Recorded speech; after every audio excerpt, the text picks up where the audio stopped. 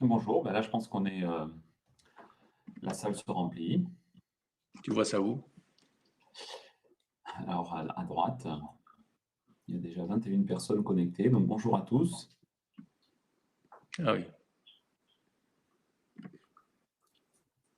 Alors comme vous le remarquerez, c'est notre première sur ce système-là, donc il n'est pas exclu qu'on fasse deux trois bêtises, on va essayer de ne pas en faire trop, hein, mais On découvre l'environnement. et donc d'ici une petite minute, on démarre la conférence.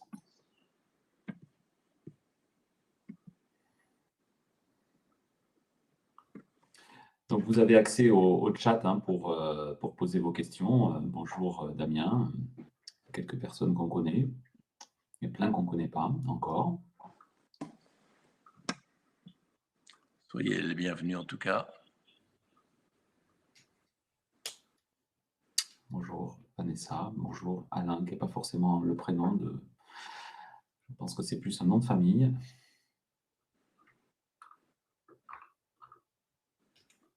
Voilà, bah écoutez, on va y aller. Et puis les gens vont nous rejoindre au fur et à mesure. On a le plaisir donc de vous recevoir pour cette petite conférence, Paul et moi, sur comment se rendre visible. Alors la question qui était posée, celle sur laquelle on a communiqué, c'était comment sortir du lot. C'est vrai que c'est une vraie question que nous nous sommes posés, Paul et moi, en notre temps, puis qu'on continue à se poser. Hein. C'est pas parce qu'on a un peu d'antériorité qu'il ne faut pas continuer à être curieux et à se challenger. Mais c'est évidemment une question que beaucoup se posent dans un marché qui, de façon assez paradoxale, je dirais, est à la fois probablement encore en bonne croissance, et notamment le marché du coaching d'équipe, hein, dont on va parler aujourd'hui. Sur lequel il nous semble qu'il y a encore un joli boulevard à ouvrir. Et en même temps, on le voit, et ça s'est probablement accentué avec la crise Covid, de plus en plus de coachs arrivent sur le marché, de plus en plus de formations sont accessibles. Il y a d'ailleurs un certain nettoyage, entre guillemets, qui a été opéré par le fait que France Compétences a largement réduit les coûts de tampon qui autorisent les écoles à bénéficier des financements via le RNCP ou l'inscription au répertoire spécifique. Hein. Donc, on en reparlera plutôt en fin de cette histoire-là. Et donc, la vraie question des coachs aujourd'hui qui se lancent, c'est comment est-ce qu'on peut être visible sur le marché du coaching. Et cette question, elle est pas évidente. Chaque fois que Paul ou moi, on a l'occasion de discuter avec quelqu'un qui aurait envie de se lancer dans le coaching, on est toujours un petit peu perplexe entre l'envie de lui donner envie, parce que c'est un métier formidable, parce que c'est vraiment un métier qui fait sens, c'est un métier qui est enthousiasmant, c'est un métier qui est vraiment utile, et en même temps, effectivement, la petite crainte de l'encourager à partir dans une voie qui se charge pas mal. Voilà, donc du coup, on a envie de partager avec vous dans cette première conférence, il y en aura d'autres, hein, sur la même thématique. On essaiera de développer à chaque fois un petit peu plus loin, ou de travailler des thèmes un peu différents. Et donc, on avait envie de partager avec vous quelque part un peu notre histoire, notre expérience, puisque Paul comme moi, on s'est d'abord formé au coaching équipe avant de se former au coaching individuel. Et donc finalement, on a souvent eu la surprise quand on racontait notre parcours de se rendre compte que ce n'était pas si évident que ça, et que les gens avaient plutôt tendance à faire l'inverse. Alors, on avait le choix entre complexer, se dire qu'on s'était trompé, ou alors assumer pleinement les choix que la vie nous avait encouragé à faire, hein, puisque c'est par des rencontres que ça s'est fait. Et c'est plutôt ça qu'on voudrait vous proposer aujourd'hui. Voilà, donc il y a plusieurs manières, hein, de se rendre visible. Voilà un petit peu la liste de ce que nous, on a essayé. On a écrit un bouquin, ça a été utile. Alors, quel travail pour arriver à écrire un bouquin. Et puis, de plus en plus de gens écrivent des bouquins. Maintenant, on peut éditer ces bouquins à compte d'auteur, donc c'est relativement plus facile qu'il y a quelques années. On peut contacter son réseau, on peut faire plein de rendez-vous. On peut d'ailleurs aussi, et ça y est pas sur ce slide, on peut passer par les services de quelqu'un qui, lui, va faire de la prospection dans le dur pour vous, qui va aller taper aux portes, on a expérimenté ça aussi avec un certain petit succès, mais pas énorme. On peut évidemment, et les techniques du marketing vous encouragent beaucoup à ça, à essayer de trouver un produit sur lequel vous allez bombarder, vous allez vraiment essayer de vous différencier, et c'est intéressant à faire, effectivement. effectivement, puisque du coup, vous arrivez à parler de votre différence à vous au travers d'un produit original. Mais le coaching, ce n'est pas vraiment un produit. On peut faire de la pub, on peut essayer ce que nous sommes en train de faire d'ailleurs, de l'approche directe sur LinkedIn, hein, puisque la plupart des gens qui sont là aujourd'hui, nous ne les connaissons pas encore. Et donc, on utilise nous aussi cette technique qui marche bien. On peut participer à des salons professionnels. On a fait ça en son temps avec Paul. On a fait plusieurs salons où on allait à Deauville ou au Touquet ou je ne sais pas où rencontrer des DRH. Alors, tout ça peut avoir, en fonction de vos personnalités, de là où vous en êtes, de votre parcours, de votre expérience, des effets plus ou moins positifs. Mais dans tous les cas, ce qu'on a remarqué, c'est que tout ça, ça prend du temps et ça coûte cher. Voilà. Donc, nous, on avait envie de vous partager, alors ça fait un peu baguette magique, hein, mais on avait envie de vous partager une manière de se rendre visible qui permet, alors d'abord, elle est alignée avec le coaching, cette manière-là, donc c'est quand même plutôt sympa. Puisqu'on aime le coaching quand on est coach et qu'on croit vraiment à cette posture très différenciante. Elle crée de la valeur pour vos clients et de la valeur qui est plus facilement mesurable, on le verra, que quand on passe par une multitude de coachings individuels. C'est aussi une manière de se rendre visible qui construit votre avenir, qui construit au fur et à mesure que vous travaillez, on y reviendra derrière aussi, qui peut vous rapporter de l'argent au lieu de vous en coûter et qui ne prend pas de temps. Alors là c'est peut-être un petit peu l'histoire de Coluche avec qu'il afflue blanc que blanc. Mais c'est vrai que quelque part, si on regarde le temps que nous passons, nous, Paul et moi, à développer notre boîte sur tous les moyens que j'ai montré sur la page d'avant, et le temps, finalement, à faire notre métier et à développer nos réseaux, à développer notre vitesse, juste en faisant notre métier, c'est assez magique. Voilà. En fait, ce qu'on voudrait vous proposer, c'est de devenir un coach complet. Alors, que c'est qu'un coach complet, on a illustré ça avec le fameux Janus, le dieu au double visage, hein, le dieu du passage, le dieu de la transition. Hein. Il y a le passé, il y a le futur, il y a la dualité dans l'unité. Il y a plein de symboles autour de cette image qu'on vous montre et de cette symbolique du dieu Janus. Mais quelque part, c'est donc les deux faces de la même pièce dont on est en train de parler. La plupart des formations, d'ailleurs, au coaching individuel font une introduction au coaching d'équipe, hein, parce qu'ils ouvrent sur ce métier-là. Nous, on propose plutôt le paradigme inverse. On propose de rentrer dans le coaching, comme le dit Paul tout à l'heure, là, on porte du coaching d'équipe. Voilà. Et d'ailleurs, on commence à trouver dans le RNCP, coach professionnel, hein, celui qui s'est mis en place avec le CIMAX, qui regroupe maintenant pas mal d'écoles, dont la nôtre depuis peu. Eh bien, on voit bien que ce référentiel est très centré sur l'individuel, mais on commence à voir apparaître un certain nombre d'endroits des choses qui sont très liées à la compétence de coach d'équipe, et notamment à ce fameux bloc de compétences sur la formation, parce que quitte à, paraît-il, devoir faire de la formation quand on est coach, eh bien, autant la faire en coach et devenir un formateur très différenciant parce qu'on a cette approche du coaching d'équipe. Tu nous racontes une petite histoire, Paul. Oui, le cas d'Isabelle, qui a 46 ans, qui est une personne qui vient des ressources humaines. Et malheureusement, son business de coach a du mal à décoller. Elle s'est formée il y a 3 ans, elle a adoré sa formation, elle adore faire du coaching, elle est manifestement douée, elle a beaucoup de goût pour cette activité. Les quelques clients qu'elle a eus lui font des super retours. Elle est très enthousiaste, elle a très envie de coacher, elle connaît bien le monde de l'entreprise. Et finalement, elle aime bien écouter les gens, c'est ce qu'elle fait depuis toujours. Elle s'intéresse à leurs problèmes, elle a le frisson quand elle les voit réussir. Et la valeur qu'elle aime créer au monde, c'est de contribuer à leur réussite à partir de ces conversations puissantes qu'elle a appris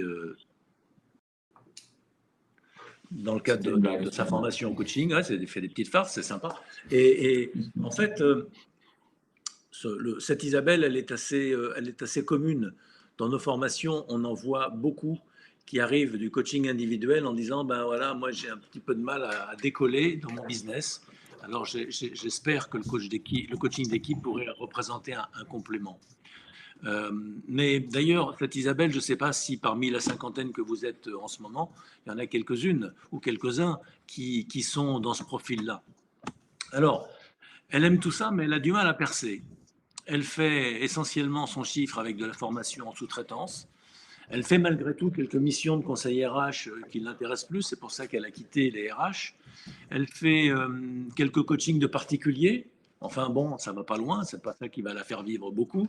Et en 2019, en 2020, en 2021, bah, son chiffre oscille en dessous de 20 KE.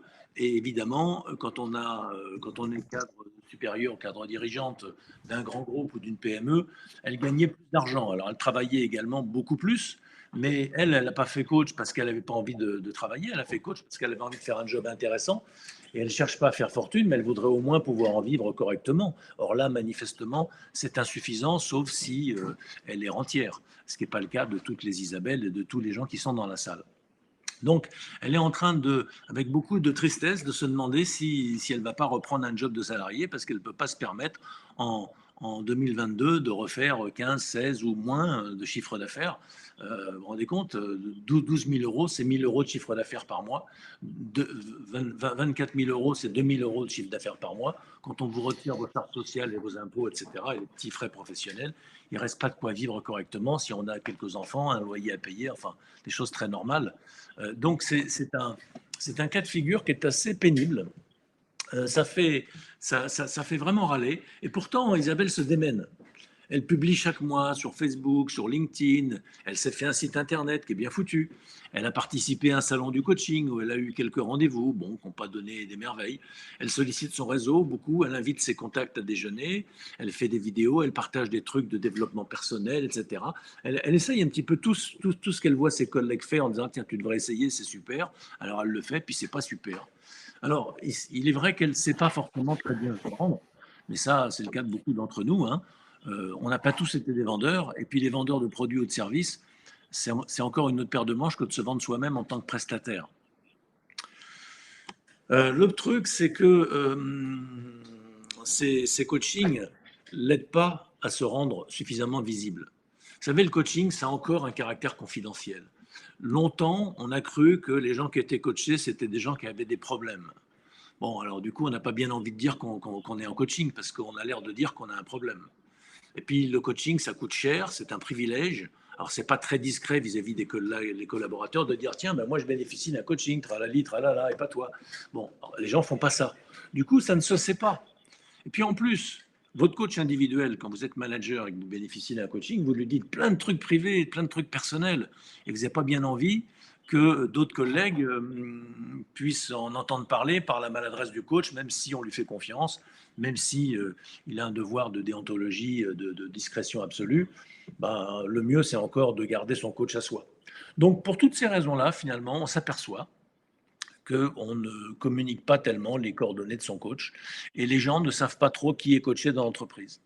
Alors, des cas comme celui d'Isabelle, ben évidemment, elle ne s'appelle pas Isabelle, et puis elle n'a pas 46 ans, elle n'est pas RRH, mais on en a vu des kyrielles de gens comme ça qui sont devenus, pour beaucoup d'entre eux, nos amis. On les retrouve dans le club de coach énergie. Ce sont des gens qu'on aime beaucoup. Euh, Ils sont compétents, ils sont bien formés, on les supervise des fois, ils sont super motivés. C'est sans aucun doute leur vocation, le coaching. C'est des gens qui sont admirables parce qu'ils ont osé un virage dans leur vie professionnelle. Ils ont financé leur formation. Ils ont osé quitter l'entreprise. Et voilà, si seulement ils avaient suffisamment de clients, bah, ils pourraient en vivre, peut-être modestement, mais au moins correctement. Or là, ce n'est pas toujours le cas. Alors, les conséquences de tout ça, c'est que, vous savez, un boulanger, ça devient un bon boulanger ou un bon artisan maçon ou un bon couvreur quand il travaille. Mais quand un coach qui fait 5, 6, 7, 8 coachings par an ne peut pas dire qu'il travaille. Et du coup, ben, il ne progresse pas. Il s'impatiente. Il tourne un peu en rond. Éventuellement, on perd confiance en soi. J'ai encore un copain qui m'a dit ça récemment, qui me dit, mais tu sais, le chiffre ne décolle pas. J'en viens me demander si c'est moi qui n'ai pas un problème. Il doute. Et puis, ça finit par déprimer un peu. Quand ça dure 1, 2, 3 ans, on se dit, ben non, je sais pas, je me suis peut-être trompé, je suis peut-être pas bon coach, ou je fais peut-être pas bien ce qu'il faut, ou c'est peut-être pas fait pour moi. Bref, le constat, c'est moche parce qu'on a des gens doués, compétents, passionnés, qui sont dans leur vocation, qui ont très envie que ça marche et qui pourraient créer de la valeur s'ils étaient connus, sauf qu'ils ne le sont pas. Et ben voilà, donc ils vivotent.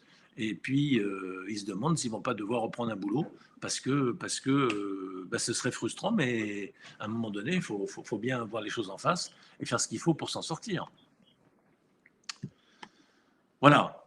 Alors, toute ressemblance évidemment avec des personnes ou des situations existantes ou qui auraient pu exister ne serait être que fortuite. On sait très bien que la majorité des coachs ne vivent pas bien avec le coaching. Ils font tous une activité en parallèle de la formation, du recrutement, du conseil, ceci, cela. Et le problème, c'est que cette autre activité qu'ils font en plus, souvent, c'est celle qu'ils faisaient avant et dont ils n'ont plus envie. Donc, ils la font à des fins alimentaires. Et ce n'est pas très, très agréable. Et puis, quand ils font ces missions, ben, ils ne sont pas disponibles pour développer du coaching. Donc, c'est un peu le serpent qui se mord la queue, c'est un cercle vicieux. Voilà la douleur que ressentent beaucoup d'entre nous sur ce marché du coaching. À toi, Franck. Ok, j'en profite pour vous dire que donc vos micros sont désactivés. Par contre, vous avez accès au chat et donc on a prévu de garder une quinzaine de minutes à la fin de cette conférence pour répondre à vos questions. Mais donc, on répondra à vos questions que s'il y a des questions, évidemment. Donc, n'hésitez pas à en poser. Il n'y a pas de mauvaises questions, il n'y a que des bonnes questions. D'autant plus qu'on est bien conscient que ce n'est pas avec juste cette petite conférence qu'on peut couvrir toute la thématique qui est posée là, qui est comment réussir en tant que coach. On a choisi un angle pour cette première thématique, il y en aura d'autres. Donc n'hésitez surtout pas, je dirais même plus que n'hésitez pas, je vous encourage à nous poser des questions dans le chat. Voilà, alors, maintenant qu'on a parlé d'Isabelle, et des nombreuses Isabelle, et Eric, et Patrick, et Brigitte, et tout ce qui va avec, eh bien, en fait, une des choses qui nous est apparue, et qui nous apparaît même de plus en plus, c'est qu'il y a une deuxième douleur dans ce métier-là. La douleur, c'est des grands mots, mais c'est les mots marketing à la mode, donc on l'utilise nous aussi pour ne pas avoir l'air trop bête. C'est la solitude. C'est-à-dire c'est un métier, alors moi, je me rappelle très bien, moi, il y a 15 ans que je fais ce métier, je pratique le beau métier de coach. Et au début, j'étais super content d'ailleurs de retrouver cette solitude parce que moi, j'étais manager de très grosses équipes, environnement industriel, beaucoup de temps passé avec les uns et les autres, ce que j'adorais aussi. J'arrivais à une forme de saturation à la quarantaine et j'avais envie de travailler un petit peu plus seul. Voilà, donc j'ai été gâté parce que les 2 premières années, je voyais à peu près personne sauf moi. Et donc, c'est difficile de vivre ça. Et au bout d'un moment, on a besoin de retrouver un réseau social, une appartenance, comme dans la pyramide de Maslow. Et donc, une des bonnes façons aussi de sortir de la solitude, c'est de travailler en équipe. Et ça tombe bien, puisque le coaching d'équipe nous invite justement à travailler en équipe. Quoi de mieux que de travailler en équipe quand on fait du coaching d'équipe, c'est-à-dire équipe de coach contre, j'allais dire contre, c'est stupide, désolé pour le lapsus, mais équipe de coach en face d'une équipe entreprise, en face d'un système entreprise. Voilà. Et donc, c'est le happy end de l'histoire d'Isabelle, c'est que, et donc évidemment, vous vous doutez bien qu'Isabelle est un mélange de plusieurs personnages que nous avons rencontrés avec Paul dans l'école sur les dernières années. Et bien, c'est que, et ça s'est produit très souvent pendant la formation, même au coaching d'équipe, quand on fait beaucoup travailler les gens en sous-groupe et qu'on les encourage à beaucoup changer, et ben, il y a des affinités qui se créent. Et dans à peu près toutes les sessions, on a dû en animer 16 ou 17 maintenant, à peu près dans toutes les sessions, il se crée des partenariats, des binômes, des trinômes, des quadrinômes, des gens qui créent une boîte ensemble, des gens qui restent juste partenaires, qui travaillent ensemble sur des missions avec grand plaisir, des fois qui répondent juste aux appels d'offres ensemble, mais ce qui est déjà beaucoup. Et donc, en fait, quelque part, cette histoire-là, c'est que dans le cadre de la formation, on encourage les gens à aller chercher des clients pour expérimenter ce que l'on apprend et ce que l'on vit au sein de la formation. Puis du coup, on anime un petit atelier de codev, on s'entraide avec une collègue de promo et c'est parti. En fait, on crée une première mission et donc on a une première référence. Et puis, évidemment, là, on a envie de vous raconter une histoire telle qu'on en vit aussi aujourd'hui, très clairement. Et donc, d'avoir le plaisir de voir des petits binômes se créer et répondre à des appels d'offres. Et on verra tout à l'heure, un des gros avantages, c'est que les budgets sont relativement plus importants en coaching d'équipe. Voilà, alors, du coup, même quand elle se présente à un DRH en tant que futur coach individuel pour ce DRH, et que quand le DRH lui pose la fameuse question, on le sait, puisque nous formons, nous aussi, des DRH à recruter des coachs. On ne devrait pas le dire, ça c'est horrible. Mais c'est important, les DRH sont de plus en plus formés, et de plus en plus, en fait, d'ailleurs, ils viennent souvent se former eux-mêmes, il y en a peut-être là parmi vous aujourd'hui, ils viennent se former au coaching complètement, mais s'ils ne se forment pas complètement au coaching, ils viennent au moins se former à c'est quoi le coaching et comment est-ce qu'on recrute des bons coachs. Et donc, la fameuse question, c'est qu'est-ce qui vous différencie des autres? Il y en a tellement sur le marché. Eh bien, Isabelle peut désormais répondre, je suis avant tout une coach d'équipe, ce qui me donne ce fameux regard systémique qui est très précieux, et qui est très précieux en quoi? en coaching individuel. Parce que justement, quand on fait du coaching systémique, quand on fait du coaching individuel et qu'on a la vision systémique, on peut mettre en perspective ce qu'on est en train de travailler avec son client en coaching individuel au regard de tout ce que l'on peut apprendre dans le coaching systémique. Voilà. Alors là, il faut que je descende un peu parce que je ne vois plus les slides suivants. Clac. Et donc finalement, évidemment, c'est un début, mais c'est un début comme le petit poisson bleu là, qui est en train de changer d'aquarium. Il sort de ce fameux océan rouge dans lequel la concurrence est rude, dans lequel tout le monde bouffe un peu le même pauvre petit poisson qui est tombé. Hein. Et il va aller dans un océan bleu, un océan dans lequel il va avoir une vraie différenciation, dans un marché qui est en train de se développer, qui n'est pas encore… Excuse-moi, Paul, quand tu devrais couper ton micro si tu tapes en même temps. Pardon. Ça nous crée du bruit. Je suppose que tu es en train de répondre, hein, ce qui est bien. Voilà, donc il sort de l'océan rouge et il rentre dans l'océan bleu. Et dans l'océan bleu, là, il y a de la place, il y a de l'air, il y a de la possibilité de vraiment créer une offre très différenciante et à plusieurs coachs, etc. Évidemment, il va falloir après qu'il apprenne à se vendre, qu'il s'entraîne, qu'il pratique, qu'il écrive des histoires à succès, qu'il fasse des interviews. Mais l'essentiel, comme le disait Paul, c'est qu'il faut se lancer parce que pour parler du coaching, il faut pratiquer le coaching. Hein, si on ne pratique pas le coaching, on peut parler du coaching qu'au travers de ce qu'on a appris en formation. Et là, c'est un peu limité. Voilà, et donc, est-ce que non, je ne te repasse pas encore la main, là. Je crois que je la garde. Hein. Du coup, nous, ce qu'on pense, évidemment, c'est un paradigme qu'on propose de partager avec vous, c'est que le coaching d'équipe, ça peut tout à fait être la grande porte du coaching. Alors, la grande porte, elle est encore un petit peu fermée, on va essayer de l'ouvrir, hein, mais vous voyez, ce qu'on veut dire, c'est que le coaching d'équipe n'est pas une variable d'ajustement, n'est pas un petit module de plus qu'on pourrait faire dans une formation en coaching, mais on peut tout à fait assumer, alors c'est évidemment un choix, mais je pense qu'on a, en tout cas nous, on vous encourage, on s'encourage tous ensemble à assumer le fait que nous sommes avant tout des coachs d'équipe et que nous sommes des coachs d'équipe, évidemment, qui faisons du coaching individuel. Mais la grande porte d'entrée, c'est celle du coaching d'équipe. Alors pourquoi ça? Parce que finalement, si vous êtes déjà formé, alors évidemment, on fait le postulat que vous êtes déjà formé, mais si vous n'êtes pas déjà formé, c'est absolument pas grave, parce que vous verrez que nous avons conçu effectivement un dispositif qui permet à ceux qui ont déjà été formés au coaching de faire uniquement la partie coaching d'équipe, et à ceux qui ne sont pas coach du tout, de venir faire la formation complète.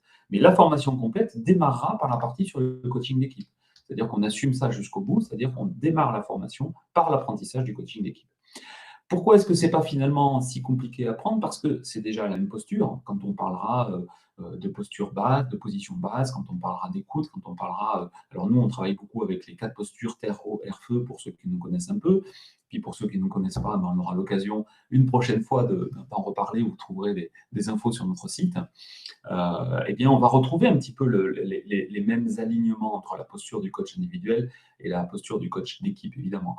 La structure du coaching est la même. Par exemple, nous, une séance de coaching individuelle qui est structurée en poser le cadre, créer l'ouverture, chercher des solutions et engager le client vers la solution, on peut tout à fait utiliser le même processus pour une équipe et une séance de coaching d'équipe. Voilà. Donc, du coup, ça donne… les fondements sont les mêmes. On parle bien de coaching dans les deux cas. Et donc, en fait, qu'est-ce qu'on va venir chercher en plus? Ce qu'on va venir chercher en plus, c'est des schémas, des exemples. On va apprendre à être attentif aux signaux faibles, ça c'est extrêmement important dans les équipes. Hein. Alors, pour ceux qui connaissent l'équipe, vous voyez très bien de quoi je parle. C'est ces petits moments où on se dit je ne sais pas si ça va passer aujourd'hui, je sens que je sens des petites tensions, au contraire, je sens des gens qui rigolent. Donc, on va apprendre à être très attentif à ça, on va beaucoup s'entraîner tous ensemble dans les formations là-dessus. On va apprendre à écouter le processus énergétique aussi, c'est-à-dire la manière dont les équipes arrivent à optimiser l'énergie présente ou au contraire à perdre l'énergie qui était disponible pour tout un tas de raisons, des raisons de blocage énergétique, de surchauffe énergétique ou des raisons d'un peu de dépression énergétique d'équipe. On a identifié comme ça trois grandes fuites, on va dire, ou trois grands processus qui sont défavorables, et puis évidemment un processus très favorable qui est celui de la fluidité. Donc on va apprendre à écouter ça. Et puis, quelque part, on va s'obliger à être vraiment coach. Il y a quelque chose qui est très important, par exemple, et c'est là qu'on fait le lien entre les deux, c'est que quand on parle de coaching d'équipe, on parle aussi de coaching dans le décor. Bien souvent, quand on fait du coaching d'équipe, il y a des petits moments où on va aller faire du coaching dans le décor, coaching du patron, le coaching d'une personne en particulier. Et du coup, c'est là qu'on va commencer à rentrer dans la partie nécessité de se développer aussi en coaching individuel. Voilà. Et donc, quelque part, quand on parle d'un vrai marché nouveau, d'un vrai océan bleu, et nous, on y croit beaucoup parce que c'est la réalité que nous vivons hein, au travers du développement de notre business.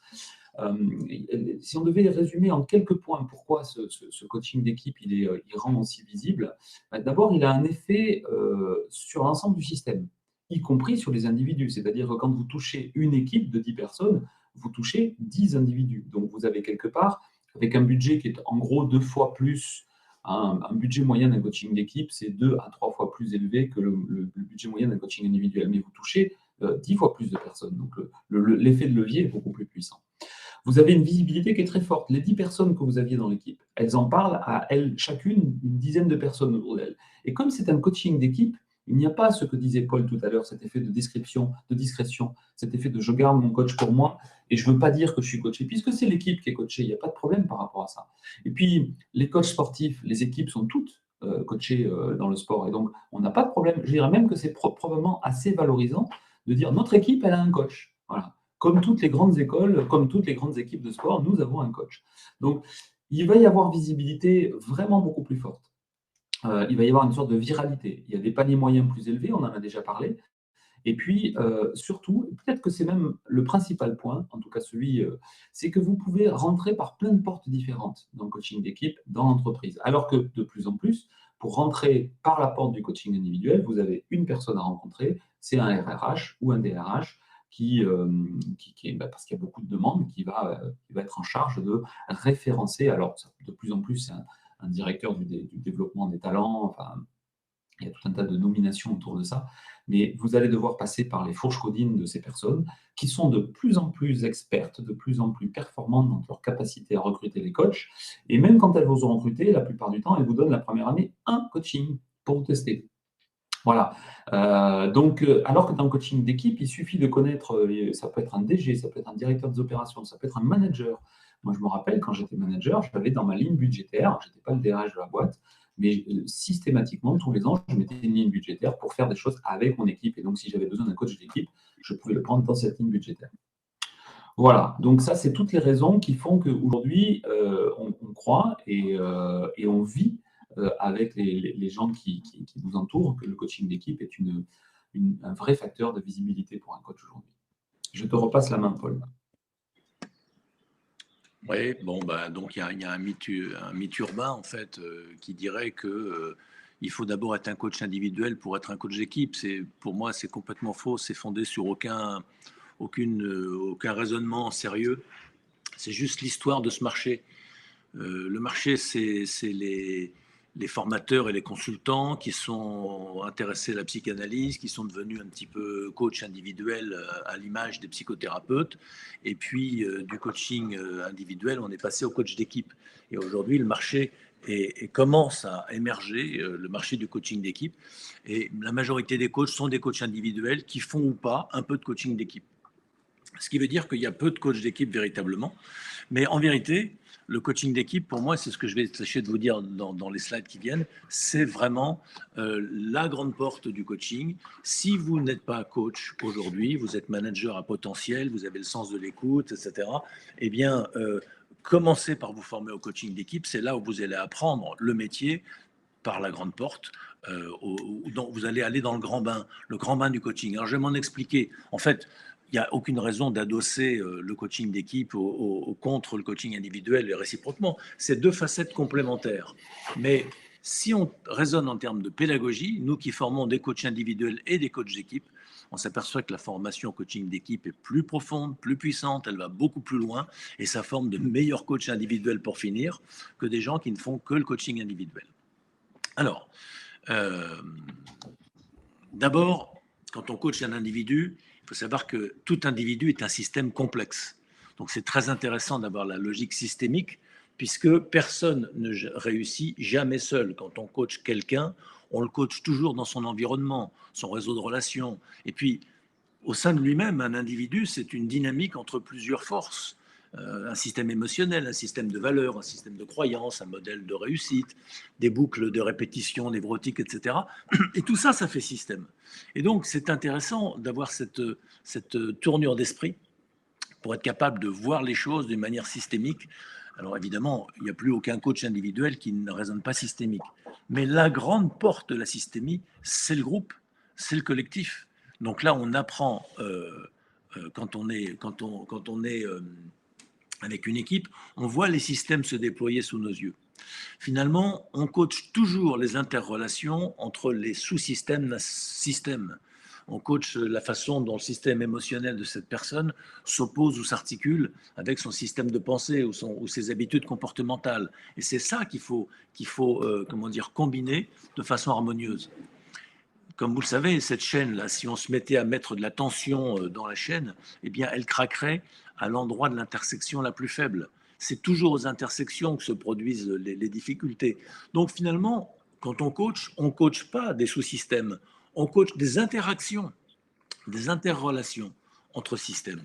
C'est bien connu des systémiciens, eh bien c'est bien connu des coachs dorénavant, et encore une fois, c'est en coaching d'équipe qu'on travaille ça le mieux.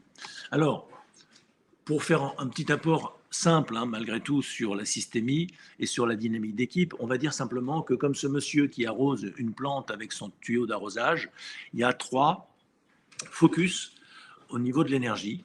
Il y a l'endroit où on mobilise l'énergie, qui est le robinet d'arrivée, où on branche le tuyau. Il y a le tuyau qui canalise l'énergie, qui la véhicule jusqu'au pistolet, qui va donc focaliser l'énergie sur la cible.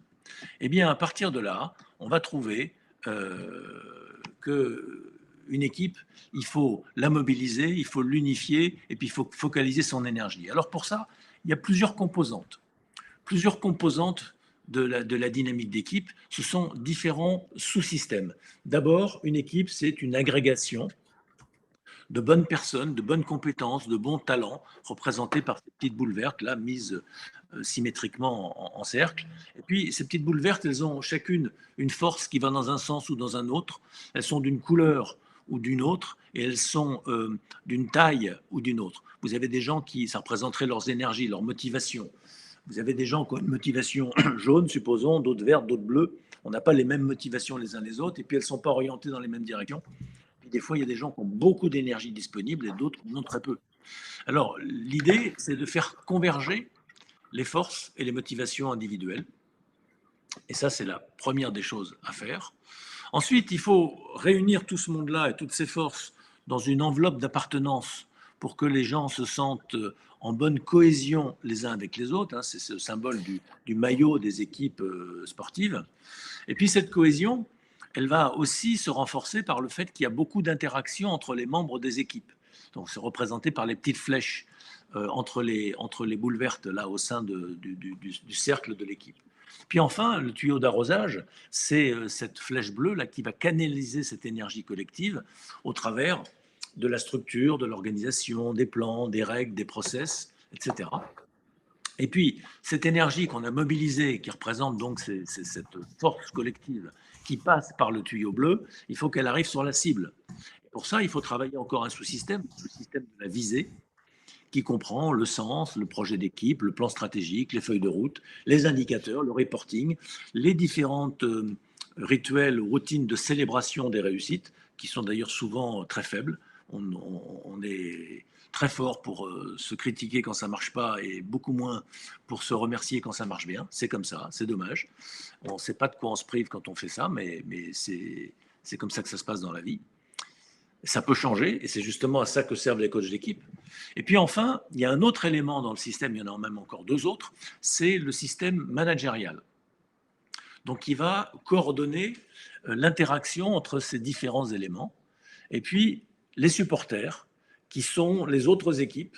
Et donc le management va faire en sorte que eh bien, les boules vertes soient bien en interaction les unes avec les autres, que leur motivation soit bien mobilisée dans le même sens, qu'ils passent tous bien dans le canal bleu, qu'ils visent bien la cible et qu'ils le fassent avec le concours des supporters. Voilà, ça, c'est le job de la systémie, c'est ça le job des coachs d'équipe, et c'est absolument génial de faire ça parce que ça donne une sorte d'équation complexe à plusieurs degrés. Et pour les gens qui ont une forte appétence pour la stimulation intellectuelle, pour la stimulation de l'attention, le coaching d'équipe est extrêmement stimulant parce qu'il y a plein de choses sur lesquelles on peut agir qui sont en interaction les unes avec les autres, c'est le cas de le dire, hein, et on n'a pas que une seule personne devant soi.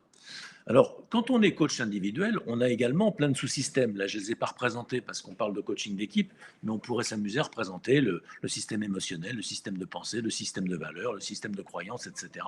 et voir comment elles interagissent. Sauf que tout ça, c'est abstrait. Alors que dans l'équipe, c'est concret. Et on voit les choses se déployer sous nos yeux. Alors voilà. Franck, je te repasse la parole, je crois. Et je rallume mon micro. Voilà. Oui, mais là, je pense qu'on va, on va passer très vite. Hein, c'est parce que je pense que tout ça, on l'a largement dit, puis on a un tout petit peu de retard. Donc, je vais plutôt aller sur sur quoi, puisque je vous ai dit, en fait, quand on est déjà coach, c'est effectivement un complément de formation, mais un complément solide, à mon avis, qu'il faut acquérir. Si on n'est pas coach, comme ça a été le cas pour moi, on peut démarrer par le coaching d'équipe et ensuite se former au coaching individuel pour mieux apprendre toute la finesse et toute l'importance des relations one-to-one et de ce qui peut se jouer dans le coaching d'équipe, dans toutes les petites interactions et les flèches que Paul nous a montrées dans son schéma. En revanche, ce qui est sûr, c'est que nous, on a compris, parce que maintenant, ça fait un sacré nombre de promotions et de gens qui viennent se former chez nous, c'est qu'il y a deux choses qui sont très importantes. D'abord, il faut raconter beaucoup d'histoires de coaching. Il faut travailler sur de nombreux cas, parce qu'en fait, c'est quelque chose qui est pas forcément facile.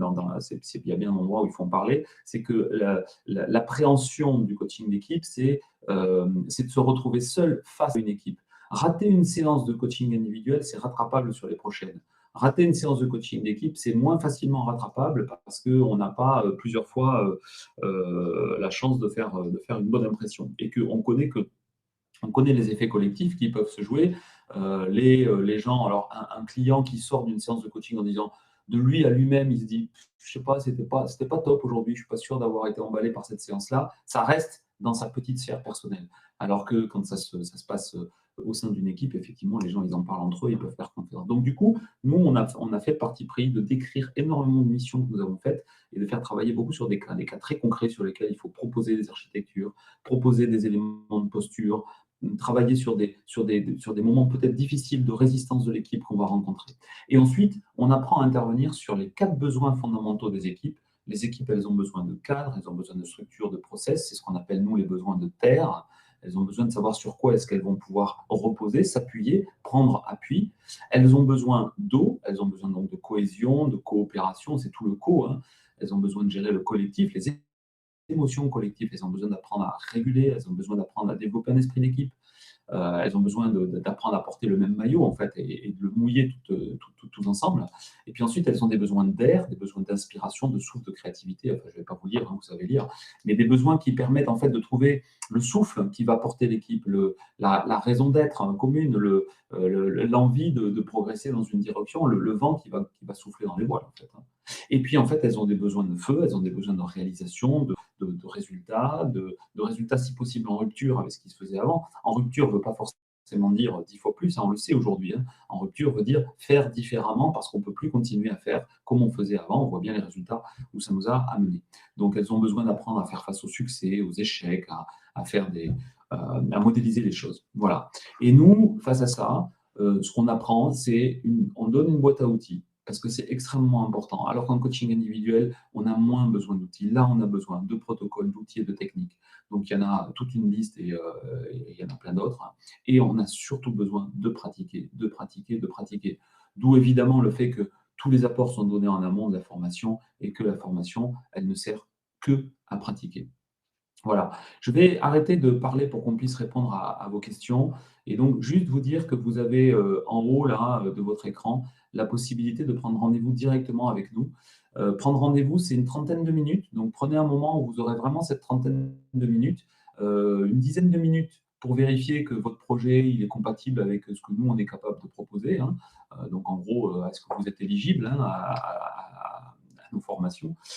Éligible, c'est pas tellement qu'on va vous dire vous êtes trop bête ou trop intelligent, c'est surtout de regarder si ce que vous avez besoin d'apprendre correspond bien à ce que nous, on est capable de partager avec vous. Et ensuite, si on vérifie ça, on passe une vingtaine de plus pour répondre à vos questions et affiner votre projet, regarder comment ça peut matcher entre nous. Voilà. Donc pour ça, vous avez plus qu'à cliquer sur le petit bouton qui est là-haut ou recopier le petit lien là qui est ici, là, le lien Calendly, si vous préférez faire ça. Voilà. Alors, tu as peut-être vu passer des questions, Paul. Est-ce que tu veux commencer à répondre?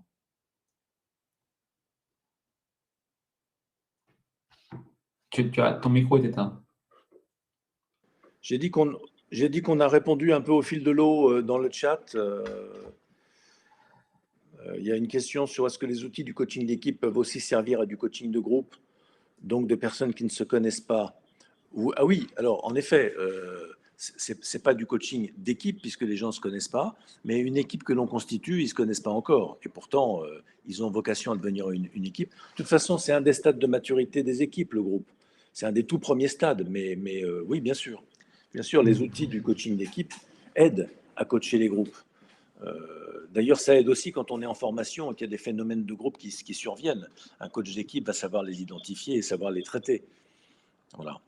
Il y a une question qui parle donc de la différence, enfin, de l'importance de trouver le bon équilibre entre le contenant, la forme, hein, donc du coup le coaching et les outils, et de contenu, de fond qui représenterait l'expertise. En tout cas, alors je ne suis pas sûr qu'on utilise tout à fait les mêmes termes, mais ce que je pense, c'est qu'il est effectivement très important. D'ailleurs, on dit faire du coaching ou être coach. On fait un peu les deux, hein, clairement. On peut, le plus important, ce qui nous paraît être le projet de vie du coach, c'est d'être coach avant de faire du coaching. Mais il n'en reste pas moins que, notamment en coaching d'équipe, il y a effectivement nécessité d'apprendre des architectures, d'apprendre des processus, d'apprendre des protocoles, donc de travailler sur des outils. Pourquoi c'est important? C'est important parce que, évidemment, vous l'avez compris, hein, notre orientation était très vers le coaching d'équipe et on y est allé avec des gros sabots. Il n'en reste pas moins que quand vous proposez un processus de coaching d'équipe, le patron d'équipe qui va vous faire confiance et qui va vous choisir pour accompagner son équipe, quelque part, il prend le risque de vous confier son équipe. Hein, donc, voilà, quand on sait que l'équipe, on y croit et que c'est un asset hyper important pour un manager, il a besoin d'être rassuré sur le fait que vous allez lui décrire un processus. Ce processus, vous ne le suivrez pas la plupart du temps parce que le coaching, c'est l'art du vivant. Donc, ce qui va émerger, il nous est rarement arrivé d'aller du début jusqu'à la fin sans avoir de changement. Ce qui va émerger, on va le traiter d'ailleurs sous le contrôle, enfin sous le contrôle, avec le partage avec le client équipe, mais aussi le manager, hein, c'est-à-dire qu'on ne va pas faire ça, on ne va pas décider d'un seul coup de changer de processus, mais lors d'une pause, lors d'une respiration, on va proposer une question puissante, on va proposer un décadrage, on va proposer une confrontation, on va tendre le miroir vis-à-vis de l'équipe, et du coup, on va créer peut-être un insight, et toute l'équipe va naturellement avoir envie de travailler par là, alors qu'on avait prévu d'aller par là. Mais ce qui sera de toute façon très important, c'est qu'on soit toujours dans la direction d'un résultat, et ce résultat, il aura été décrit et validé, autant avec le patron de l'équipe qu'avec l'équipe avant de démarrer. Donc, c'est pour ça que c'est effectivement important de trouver le très bon équilibre entre le coach que vous êtes, donc la posture, et puis le coaching que vous allez faire, c'est-à-dire les outils et la pratique que vous allez apprendre. Ok. Quelqu'un demande de mettre le lien pour la prise de rendez-vous dans le chat. Vous pouvez de toute façon, vous avez en haut de votre écran, dans un bandeau vert, et marqué prendre rendez-vous, cliquez ici. Il y a déjà 13 personnes qui l'ont fait, ils ont bien raison. Vous cliquez ici, vous allez arriver sur un agenda partagé où vous aurez des dates, des créneaux de disponibilité ouverts pour vous inscrire. La formation n'est pas certifiée ICF, ni EMCC? Non, on y travaille. Par contre, si, enfin, nous, on est adhérent au MCC, mais la formation, elle est RNCP, enfin, elle rentre dans le package RNCP. Alors, attention, évidemment, hein, pour RNCP dit reconnaissance, on ne peut pas être RNCP juste parce qu'on a fait la formation coaching d'équipe, mais c'est un des éléments de notre formation qui est reconnu RNCP. Et on peut donc suivre la formation, vous le savez, par bloc de compétences. Et en fait, nous, on a du coup, pour ceux qui veulent vraiment se former complètement au coaching, on a 2 blocs de compétences, un au coaching individuel, l'autre au coaching d'équipe, qui forment les blocs 2 et 4 du référentiel RNCP. Et auquel il faut rajouter ensuite 2 autres blocs pour être certifié RNCP. Alors, pour la formation est-elle certifiée ICF, on a plusieurs personnes chez nous qui l'ont fait reconnaître par l'ICF, mais on n'a pas fait effectivement la démarche de la faire certifier par l'ICF. Mais je pense par exemple à Michel Rollin qui est à l'ICF et qui a réussi à la faire valider par l'ICF. Il faudrait que je lui demande comment elle a fait d'ailleurs. Et puis il y en a plusieurs autres qui l'ont fait.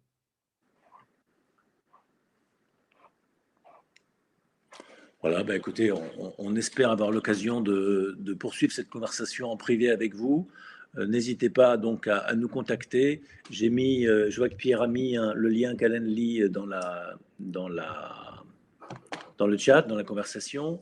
Moi, j'ai mis mon téléphone et mon mail. Le mieux, c'est de passer par Calendly, mais enfin, au pire, vous avez la possibilité de nous recontacter de cette manière-là. Voilà, on va faire on va faire 2 choses. On va faire des conférences pour les coachs dans le cadre de l'école Énergie. On en fera une par mois. Donc, suivez par le campus, il y en aura d'autres. Appelez-nous pour les tarifs, les programmes, la durée, etc. On vous dira ça au cas par cas. Non pas que les tarifs soient faits à la tête du client, mais on n'est pas sûr que ça concerne tout le monde. Donc, on ne veut pas prendre de temps sur la création de valeur pour faire notre pub. On préfère le faire avec des gens qui en sont demandeurs. Et puis, on va faire aussi des conférences pour notre autre marque qui est Green, qui s'adresse plutôt à des entreprises. Donc, si vous êtes coach, vous êtes bienvenu aux conférences énergie. Et si vous êtes manager, vous êtes bienvenu aux conférences Green, qui parleront de management. Voilà, je crois qu'on peut s'arrêter là. Oui, juste pour répondre à, je suis pas sûr, c'est vrai qu'on n'a pas répondu à la question de Marie qui dit du coup, je suis désolé, on n'a pas répondu à ma question, donc je suis désolé pour Marie, on n'a pas répondu, mais je pense qu'en fait, la réponse, c'est qu'il y a finalement très peu de coachs qui sont formés complètement en coaching d'équipe. Il y a quelques formations qui existent, on n'est pas les seuls, hein, mais il y en a finalement assez peu. Et la plupart des formations proposant juste 3-4 jours de formation au coaching, on n'est pas coach d'équipe en 3-4 jours de formation, très clairement. Et donc, du coup, c'est de ça qu'on parle quand on parle de vrais professionnels, c'est-à-dire des professionnels qui sont capable de répondre à une offre, de répondre à un appel d'offres. Et d'ailleurs, on voit des appels d'offres, y compris ministériels ou des appels d'offres d'État qui aujourd'hui demandent des compétences de coach d'équipe. Donc, ça veut dire que ce métier commence à prendre ses lettres de noblesse. Voilà, Marie, j'espère que ça répond à la question. Je suis sûr qu'on en a loupé une ou deux parce qu'il y en a eu plein à la fin. On aurait dû vous encourager vraiment à les mettre plus tôt. Mais bon, voilà, il y a des prises de rendez-vous, donc on développera tout ça avec vous. À très bientôt. Merci de votre attention. Au revoir, à bientôt. Et bonne journée.